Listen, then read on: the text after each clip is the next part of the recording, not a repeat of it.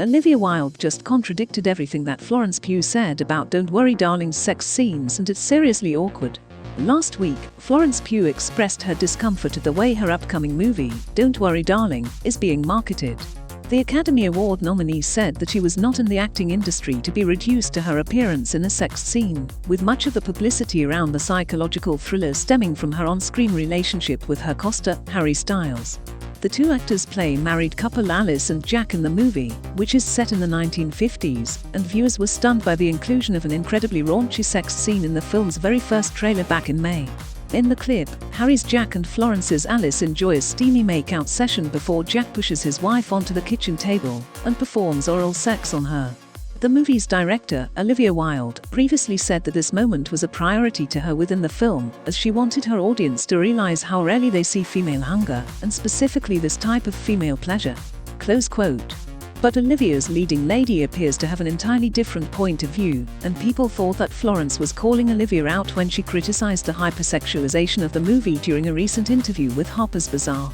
When it's reduced to your sex scenes, or to watch the most famous man in the world go down on someone, it's not why we do it, she told the publication. It's not why I'm in this industry. Close quote. Obviously, the nature of hiring the most famous pop star in the world, you're going to have conversations like that, Florence added in reference to Olivia's boyfriend Harry. That's just not what I'm going to be discussing, because this movie is bigger and better than that. And the people who made it are bigger and better than that. Close quote. Just days after Florence's interview was released, Variety published its own profile of Olivia that reinforced just how different the two actors' perspectives are. In fact, the very opening paragraph of Olivia's interview highlighted her pride at her female character orgasming on screen in Don't Worry Darling. Men don't come in this film, she told Variety. Only women here. Female pleasure, the best versions of it that you see nowadays, are in queer films, Olivia said.